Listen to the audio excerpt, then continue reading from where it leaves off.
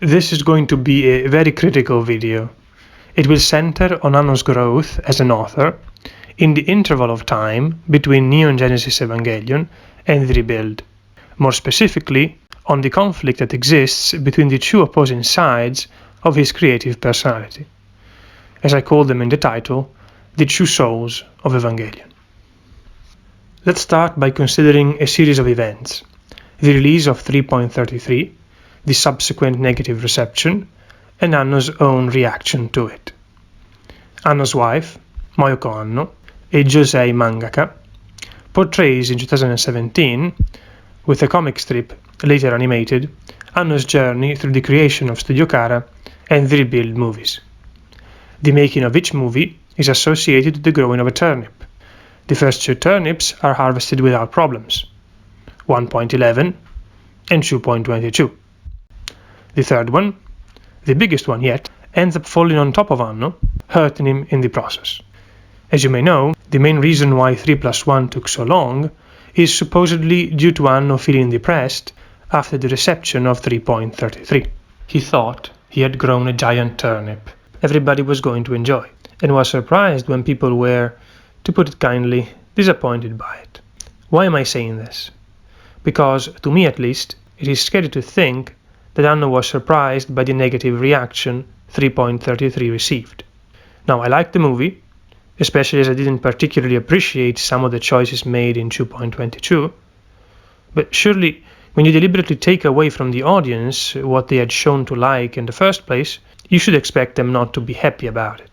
How naive can you be to expect a movie like 3.33 to be successful and well liked? I feel like anybody could have warned him about the potential fallout. Apparently they didn't, or he simply didn't listen. And it isn't the first time this happens to Anno, as we have to look no further than the original TV ending of Neon Genesis to see another example of this. Which leads me to the topic of the video. Has Anno grown at all as an author since the original series came out? Has he matured as a person, or just like Shinji, continues to fall back on his old ways? Mind you, the issue isn't with the quality of his work, but more so with his inability to fully take responsibility for his own choices. If you choose to lead the story down an unpopular path, like the TV ending or 3.33, then you must have the temper required to take criticism. You can't get depressed because people got angry for being misled. It is true that you don't have much control over depression, but you do have control over the situations that you put yourself into. And if you put yourself into situations that you've already experienced end up causing you to feel depressed, then it is your own fault. And if Anno hasn't truly grown in these past 25 years, what is the point of retelling the same story? The Rebuild would function effectively as a meta-continuation of the original series, only if told from a more mature point of view. Otherwise, it would truly be just a meaningless repetition. But in the title of the video, I brought up the idea of two souls, two sides to Anno's creative persona. The first soul is Shinji's.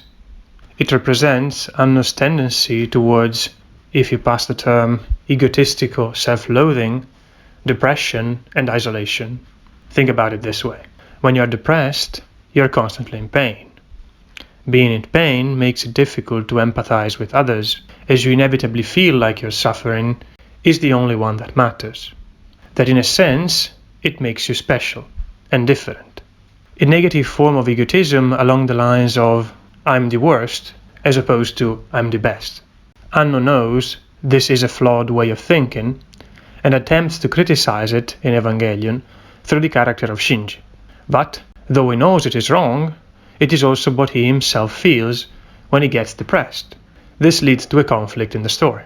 I had already mentioned this in the video about the issue with Shinji in Anno Evangelion, but Anno fails to effectively criticize Shinji the moment he allows him to choose about the fate of every human being, using his own pain as absolute. But isn't his pain of the same kind as that of everybody else? If so, why does he get to choose? Maybe because Anno, deep down, can't distance himself from his own egotistical experience, and he is projecting it, without wanting to, onto Shinji, thus glorifying Shinji's pain in the process, the same way he would his own when he is depressed. Something else worth noting is the way in which all other important characters in Evangelion, except for one, exist to support and love Shinji, to an extent that is hard to believe. Why do Misato, Rei, Kaworu, and to a much lesser extent, Kaji, value Shinji's pain and general conditions more than they value their own? Isn't this something that further confirms Shinji's special status? To put it in other words, is Shinji special or is he normal? Anno knows that, in theory, Shinji's pain is no different than that of Misato or Asuka, that he is in fact just a normal boy dealing with relatively normal issues, mechas aside. But Anno also has personal experience with depression and the pain that comes from it. As such, it is inevitable for him, but really for anybody who goes through a tough time, to attribute a special status to his own pain. After all, you only feel yourself. You can't truly feel other people's pain to help you put your own into perspective. Egotism is in the nature of man. So when he writes Shinji, he inevitably infuses him with both his theoretical conviction that all humans go through similar experiences, but also, by virtue of Shinji being Anno in the story, with his egotistical, practical experience in relation to depression, and as such ends up conveying a conflicted message along the lines of Shinji, in theory, being normal, but also Shinji, in practice, being chosen by God to determine the fate of humanity. Shinji's pain, in theory, being the same kind as everybody else's, but also, in practice, special and unique enough to warrant the devotion and sacrifice of characters who already have their own issues to deal with. Couldn't Shinji simply choose for himself in End of Evangelion? I feel that the contradiction inherent to the original series is a sign of Anno's immaturity as an author. It's not all bad, though, as Shinji's soul is also what allows Anno to portray depression and emotional struggles in an effective and believable way. Without it, Evangelion would simply not be as interesting. The second soul is Asuka's. It represents Anno's more critical, corrosive, and openly confrontational side. It is due to her soul that Evangelion finds its originality. Through an unapologetic and relentless force, Anno can corrode and break down tropes and expectations, presenting an effective deconstruction of the genre. When directed towards Shinji, Asuka's force becomes a way for Anno to criticize himself and his own worst tendencies, embodied of course by Shinji. She's the only character who shows unwillingness to justify or excuse him for his weakness, ruthlessly exposing his hypocrisy or selfishness when any other character would feel pity for him. Where would we be without somebody that can kick Shinji when he's down, call him selfish when he's crying, reminding the viewer in the process not to fall victim to Shinji's puppy-eyed sadness? She denies him that self-important pain that we established was a natural consequence of depression. It's not that she doesn't care, but simply that she is not willing to deal with his bullshit. Make no mistake, Asuka can be excessive, but it becomes a necessity when everybody else is too moderate. Of course, as was the case with Shinji, not all is good with Asuka's soul. Such intensity, if unbound, can destroy the entire foundation of the story, and not just deconstruct certain elements. It could annihilate Shinji, as opposed to functioning as a critical counterpoint to him and encouraging potential growth. And ultimately, it could even destroy itself. If you think about it, Evangelion loses control the moment Asuka's soul abandons her body, so to speak. When Anno can't channel this side of himself anymore through Asuka, the story has a tendency to fall apart. The world ends only when Asuka has already fallen. Episode 25 and 26 of the original series. They happen after, in episode 24, Asuka runs away from home and nearly kills herself. Instrumentality in End of Evangelion happens only after Asuka gets taken out by the mass-produced Evangelions. And the impact initiates again in 2.22 after the incident with Bardiel nearly causes her to die.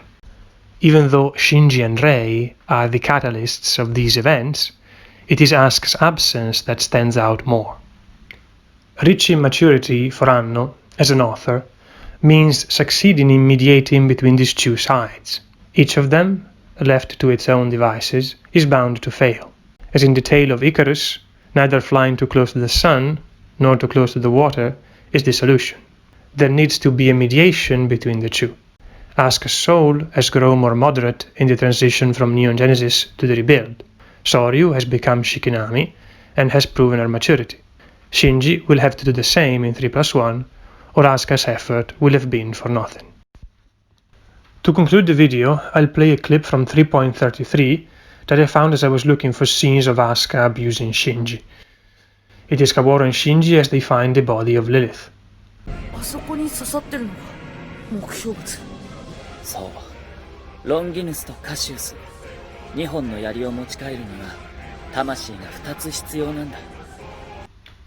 So, Kaworu says to Shinji that in order to make use of the spears, Cassius and Longinus, 2 souls are required. But how could we expect Kaworu and Shinji's soul to reach the balance needed by the ritual when Kaworu is taking the weight of the situation fully on himself? The plan he envisioned, the color he takes upon himself, his selfless wish to make Shinji happy, they all prevent the 2 souls from truly reaching harmony. Shinji is completely at the mercy of Kaworu's kindness and is offering nothing in return. They ultimately fail because the 2 spears are identical, when they would need one of each kind to fix the world. But was there ever a real possibility for them to succeed, or would the imbalance of their souls have prevented them to? No matter. The reason I bring this scene up is because it sets up narratively the very same idea I tried to convey in this video from a non-narrative standpoint. What is likely to happen in 3+1 is that Shinji and Asuka will use the 2 spears of hope to fix the world, their souls coming together to perform the ritual or whatever. What I describe in this video is the need for Asuka and Shinji's soul to find their balance, except not as characters in the story, but as sides of Anno's own creative persona.